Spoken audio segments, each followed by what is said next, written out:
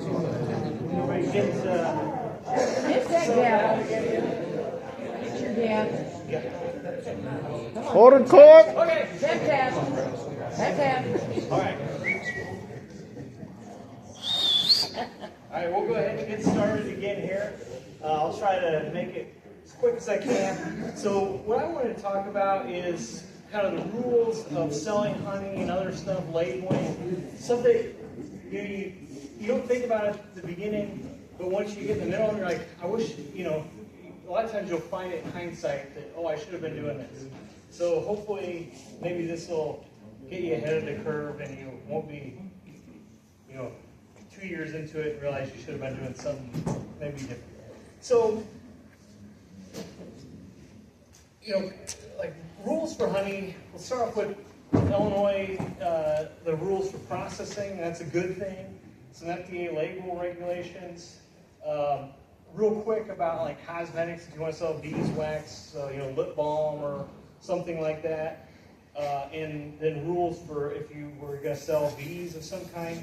Finally, we'll do real quick about if you're selling honey, paying taxes, you have to register your business, all that sort of thing that you may want to think about. So, for a lot of complaining we do in Illinois of regulation, honey, the way we have for processing honey is actually a great thing. They have what's called the honey house law. So you can process in your kitchen or in a room in your house up to 500 gallons of honey.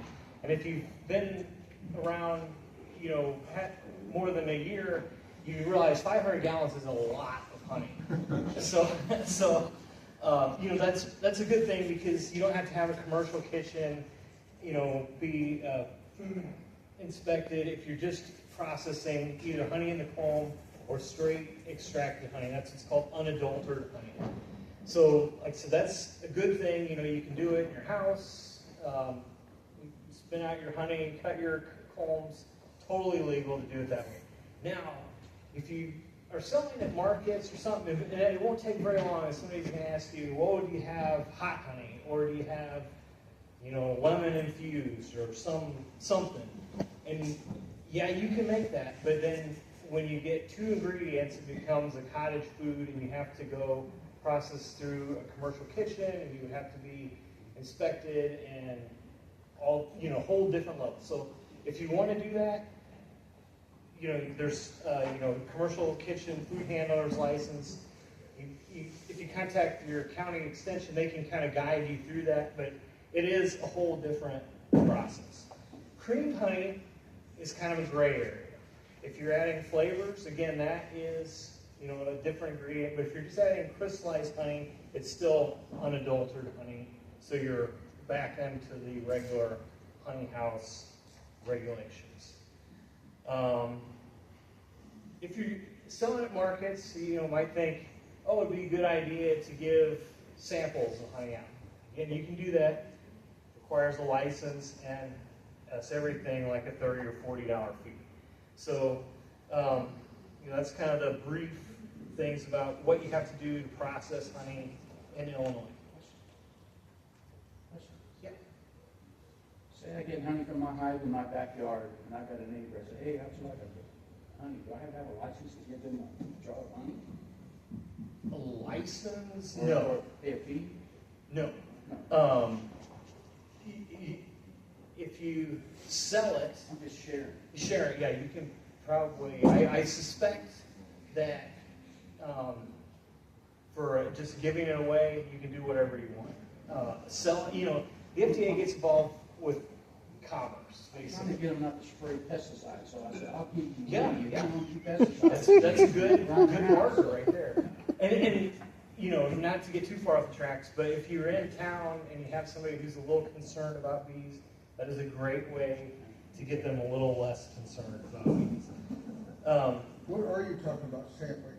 I don't understand. Like say you have a table set up at the farmer's market and you want to give a little spoon of honey. The intensive sale. Yeah. You have to have a special license to do that. Really? Yep. and you have to have a hand washing station and. So you only get a license to sell it, you get a license for them to taste it. Yes. Okay. Yep. That's And why it's you more- sell it's more to for like, taste. it's geared towards sanitary.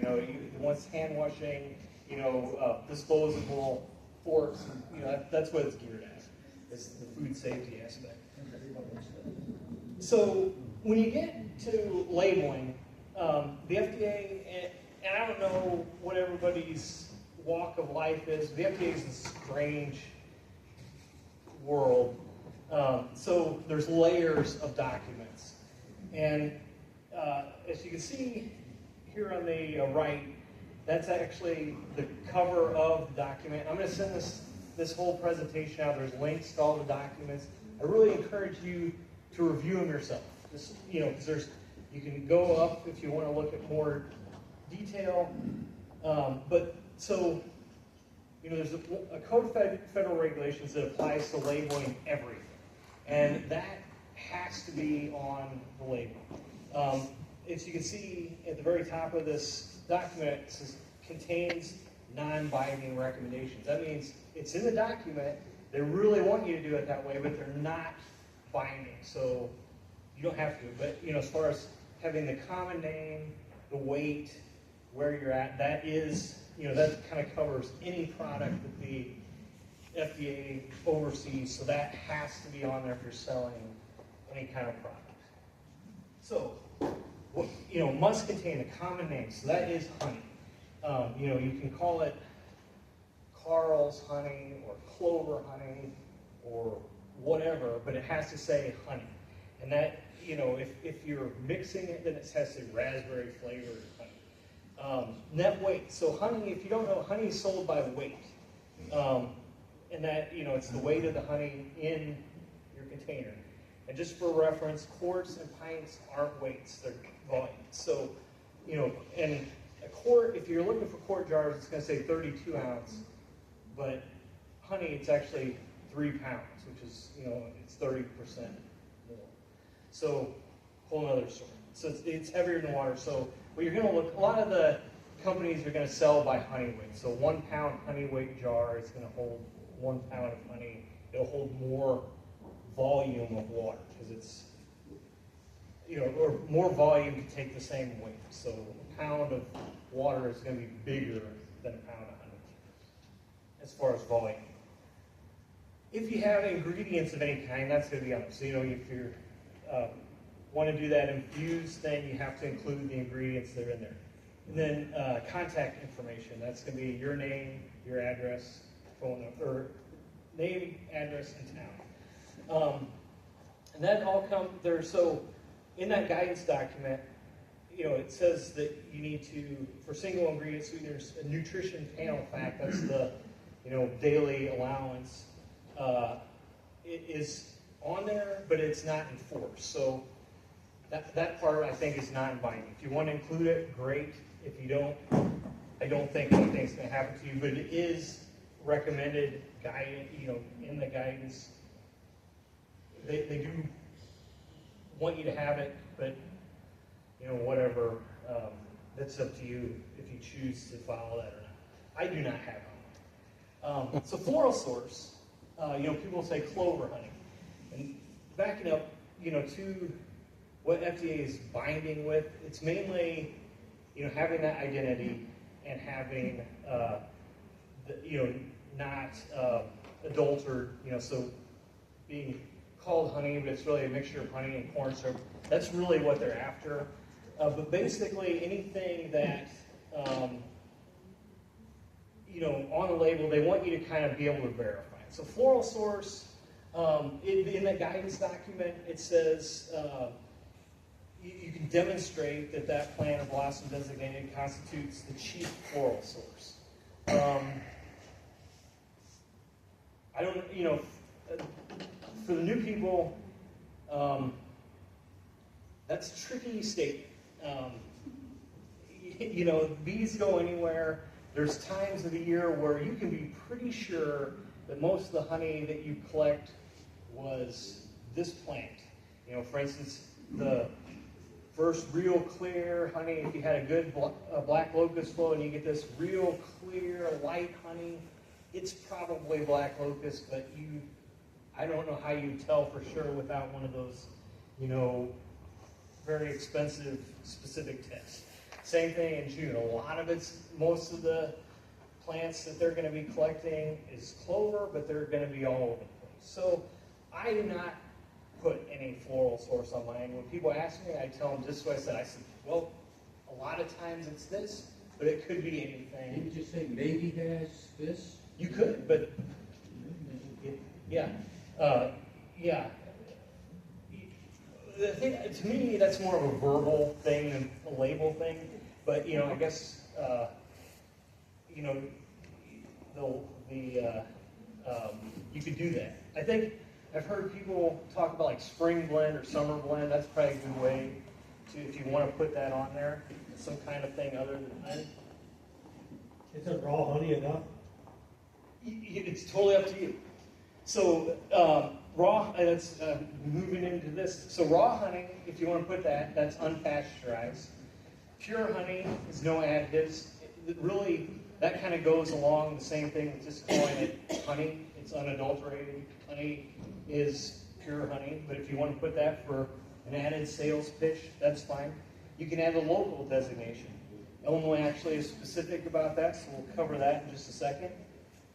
If you want to put like your website, email, some additional contact, that's something you can do.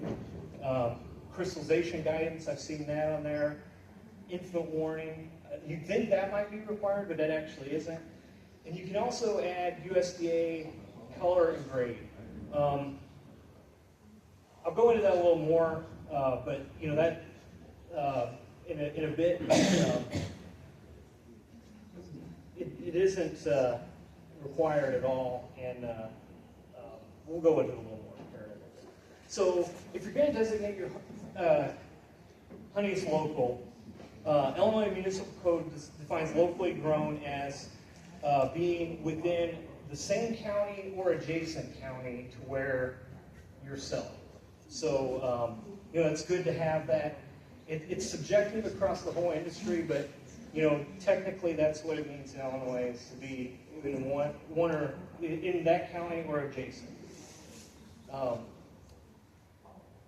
So here's an example of an FDA compliant label. You can see it says honey there in the middle. That's the common name. It has raw and unfiltered. Here's your net weight. This is your nutrition fact panel.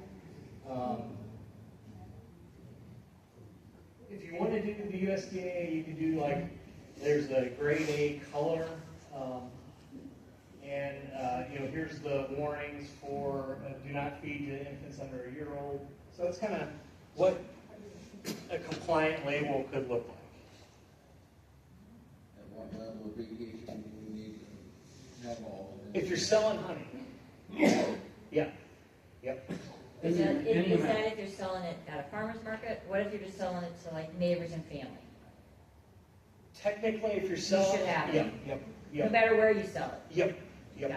Yep. If you give it away, You're probably good. Yep. So going into USDA grade, here's an example of the colors that you can have. That's kind of interesting. Quality. The thing so for most beekeepers, You're going to be the first. the colors back up. Colors back up, okay? Yeah, no problem. And I'm going to send this out to everybody, so you'll be able to look at it much closer, or better pictures, and me anyway. And just so you know that this color is based on optical density or Fund scale, so that's what this is. And then if you look at the quality, I think the key when you'll see this is the big, this is defects. So if you're filtering, you're not going to have much. But the biggest thing right here is the moisture. So if you're at 20% moisture, that's grade C. So you really want to have it lower. That's, like I said, you don't have to put it on there, but just that's how the USDA views it, is that moisture is a not good thing. That really affects the quality. Anyway, so cosmetics. If you want to sell your beeswax, lip balm and stuff, again, it goes very similar idea, your name, signature line. You want to, if you put beeswax lip balm, that's your the common name. The big difference is, since it's a multi-ingredient thing, you have to have all your ingredients listed, and they're in order of how much is in there. So, if it's half beeswax and a quarter shea butter and a quarter coconut oil, beeswax, shea butter, coconut oil. So they list those in order. And then another big thing is, if you're going to claim that it cures something or reduces, any health or wellness claim, you have to be able to support that. How you do that? I don't know. So I don't claim anything. So, like Tom was talking about newts. So if you get to the point where you're selling newts, they have to be inspected before, and this is good if you're going to buy newts. They need to be inspected by the state apiary inspector, and you'll need a moving permit, which is free from the state apiary inspector, to cross county lines. So, if you're selling bees, you want to sell bees, you'll contact Eleanor. If you're in a different county, that apiary inspector, they'll hook you up. And another thing, if you're trying to sell bees, some platforms like Facebook or other, may have rules against selling live animals, so you'll run into challenges potentially where you're trying to advertise. Okay, moving on to the last part here. So if you've got all this honey and you're wanting to set up a business, this is where I ran into a lot of things. I was like, I wish I would have known that, but I didn't.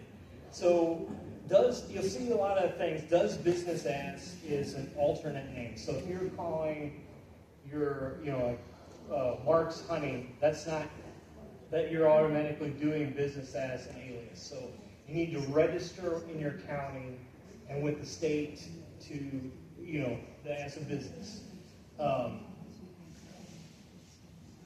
If you're doing, for small honey producers, when you get into that realm, you're either going to be a sole proprietor or an LLC. Those both, that's a whole different conversation. You might want to have with an accountant or do a lot of research. Pluses and minuses to either one, depending on your situation. But either way, if you're selling stuff and you're doing it under a name other than your own, you need to register. Your county clerk is where you want to start with that. I put links to St. Clair, Madison County. In Madison County, that's where I live, and it's a 30 or 40-hour fee. And if you're not in an incorporated area, you have to do certain things. I live in Collinsville, so they had their own thing, and that's another $30 or $40. But you're street legal then. So that's something that, again, if you're getting to that point, you got to do. And so here's kind of where your guideline of if you're selling stuff that ends up to be greater than $400, that's income from self-employment. So you're supposed to report that on income tax. That'd be the form that you would use, fill all that out. Sales tax, Illinois says greater than 200 transactions. That is a lot, but it goes pretty quick if you're, depending on what you're doing. If you get to that point, the state sales tax, all income taxes, all my tax, Illinois, it's pretty straightforward to look through. And when you're doing business as you register with your county, you're also going to want to do this state registration. And they're going to give you, it looks like your business license. Now, if you're doing farmers markets, you're going to have to get one for each municipality because that's going to determine how much sales tax you're going to pay. But again, that's a whole topic of, you could go on forever. I'm just trying to hit the high points, or in this case, low points of, you know, what you might want to do with that. Okay, any questions? A lot of the people starting out now may be getting one hive. Okay, but then they may get crazy and decide that they're gonna go out and buy equipment for 10. Uh-huh. Would you mind discussing the agricultural sales tax credit for machinery and equipment? I would like to know more about that because I'm not terribly familiar with it. I do, you know, I've been asked. I know that when you operate as a business, you are eligible, especially beekeeping, you're eligible for the. I found out about, after I was $6,000 in. Yeah, yeah. I accidentally found out about it from a guy in Texas that posted a comment online Yeah, that he wanted to get 6 hives to qualify for the credit in Texas. yeah. Texas is interesting because I have another beekeeping friend there. They actually have a sale or a property tax exemption where if you put so it's kind of a business where people put hives on land, and then the landowner gets an exemption with a lower property tax. Okay. But Illinois does not. What it is, it's on machinery and equipment used directly in the production of an agricultural product. Yeah, yeah, yeah. So machinery, equipment, and directly, used directly. So it's your boxes, your bees, your extraction extractor. equipment, Yep. so on and so forth. And then you can get in an argument with a sales tax auditor Yeah, if yeah. you're getting a little bit Yeah. more liberal. And you know, like you're saying, and again, this goes way in. If you get to the point where you're like that, you want to make sure you're differentiating your equipment because you can.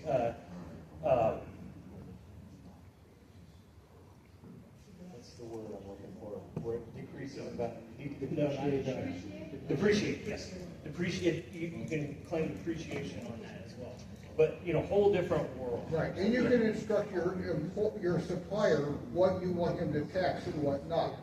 But all it involves is printing out one of these certificates, like a resale certificate, and giving it to your supplier, and that's his get out of jail free card Yeah. for not taxing. Yeah, yeah, yep. And that's really all this is. Yeah. Yeah.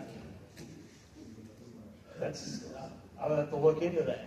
I actually bought some hives and they said, oh, do you have your agriculture off? I'm like, no, I don't. Well, I listen to people sit there and say, well, we don't really bring this up because these people are just beginning. Well, when is the best time to tell them? When they're just beginning, before they invest all the money. Yep, And yep. pay all the sales tax. Yep, yep. Does that work for purchasing across state lines as well? I'm sorry? Does that work for purchasing across state lines? Yeah. Like you ordered a box of brand from Better Bees, you paid $1,000. So when I ordered that box of frames from California, you know, got a couple hundred frames. I had to pay. I had to buy two. Shut up so we can hear other people talk. tax on that. This is, we can't hear anything back Oh. here because of all the silent conversations. We Need can't no hear money. anything. Do you have a question or? There's so many side conversations going on that we said. Oh, I apologize. I apologize. Correct. Yeah. If we could just, everybody be quiet while they're speaking. Any more questions? I got something a little off topic. What do you think about rotate high bodies? You rotate high bodies in the spring? I do. I do, yeah. What's the more to say if you do or don't, or you just do only things? So for me, so he asks about Rotating rotating high high bodies. Rotating high bodies. Yeah, I do. I try to do because there's several reasons that I find it advantageous. First being that, you know, if you can catch the bees out of one of the boxes or several of the frames, it's a good opportunity to easily switch out those old combs and put new ones. It does also give some additional space, room, that, bees tend to move up, and if you, give them room above, you delay the inevitable swarming. I feel like, it's no cure, but I think it delays, and like I said, the good thing is you can take out some of those old combs when there's no bees on them. And I think right about now is a really good time to do it if you can get a warm day, because you'll catch all those bees up at the top. Yeah, they're up high. Yeah. And it's tricky, you get about, 3-4 weeks of, when they get in the middle and it's still chilly, that's tricky because you're going to split that brood in half. Right. And if it's warm, there's not as much effect, but if you get a cool spell, it can be a little harmful for them. What's today a good day to do something like that? Yeah, yep. I was out doing stuff like that. I always do. I didn't find a lot of brood. Yeah, me either, Sue. How early is too early to start thinking about doing your splits? Well,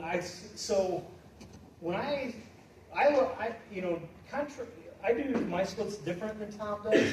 My whole goal is to keep them from swarming.